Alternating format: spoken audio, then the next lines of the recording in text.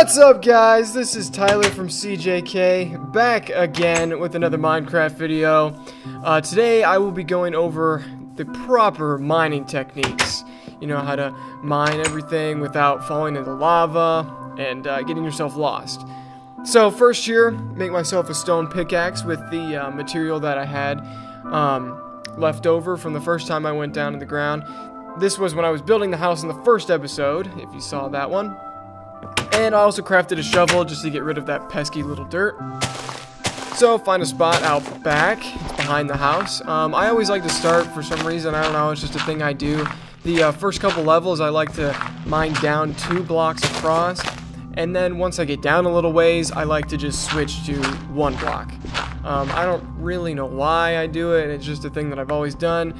And I find it easier just to get an idea of where you want to go when you're mining. So yeah, basically, mine 1 block down at a time. You don't want to ever dig straight down because you never know what's going to be below you.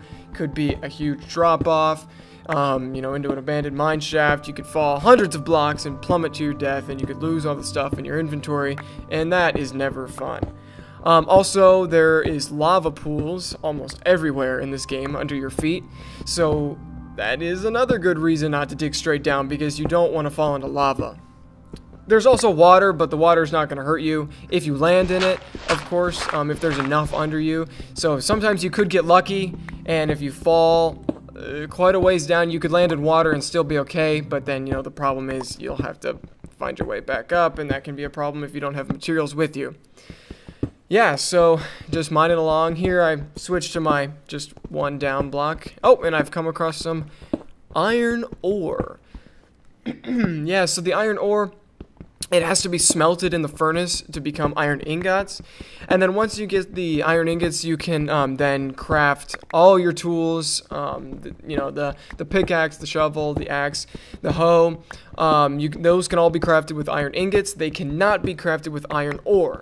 So you must put the iron ore into the furnace with some sort of fuel source, whether that be coal, charcoal, wood, any, you know, sticks, any sort of wood.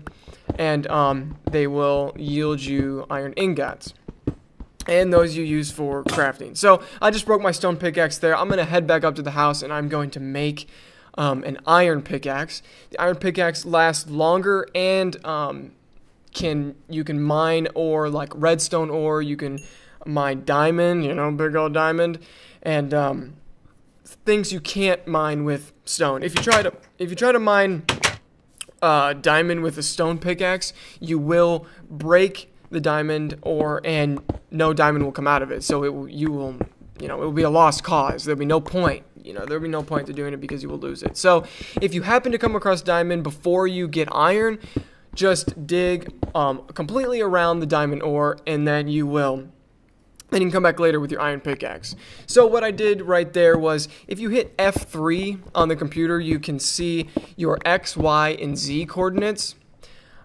Your Y is what level you are in the ground, in the world. Typically on level 12 and below, that is where diamond will be. So you want to get all the way down. I always like to go all the way down to bedrock. With my mine shaft, I like to go all the way down to bedrock, and then I'll come up a couple blocks, and then I'll start my strip mining.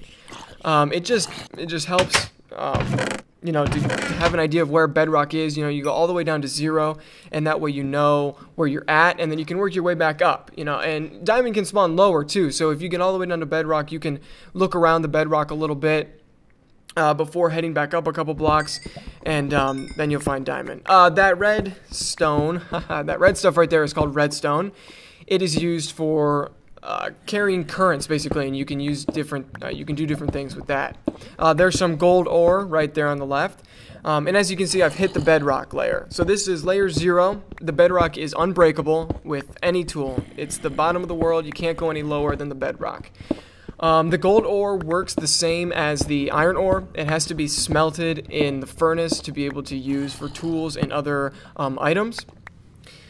Alright, so I dug a little bit around the bedrock, and I moved back up, and I'll start my strip mine. Now, strip mining is very important in Minecraft because it lets you see a wide area of the underground world without having to dig every single block out. So to do this, you make one long straight path going 2 directions across from each other. Then from those paths, you dig tunnels out from those, and always moving over 2 blocks. So that's 2 straight tunnels down, and then you can do straight tunnels from those with 2 blocks in between. And look at this, I've come across some coal down there. It's usually you find coal closer to the surface, although it spawns everywhere. Typically, you'll be able to find it closer to the surface, but I just unfortunately chose an area where I didn't get coal until I was all the way down. I think this is around level 8 or so. And there's some more redstone there, and there's some lapis that can be confusing, but look what's right next to the lapis. Found some diamond. Now, diamond is, it's the bomb. It's the bomb.com, basically. You gotta get your diamonds. It's the best item in the game for making tools and weapons and armor. It has the best stats out of everything. When you're mining diamonds, you want to dig around the entire area around it, because they can spawn diagonally and 1 block next to the diamonds that you find. So I dig the whole area out from around it just to make sure I'm not missing any. In this diamond, I think I found 4. That is a good amount to find in Minecraft here, that amount of diamond. Diamond you do not have to smelt in a furnace. It will just come out diamonds, and you can just go ahead and take them right to your crafting table, and you will be able to make the tools or the other items that you want to make. You don't have to smelt the diamond. I get a little lost there, but I find my way out. That's another thing with the strip mining, is it helps you not to get lost. You don't want to be just digging mindlessly around the world.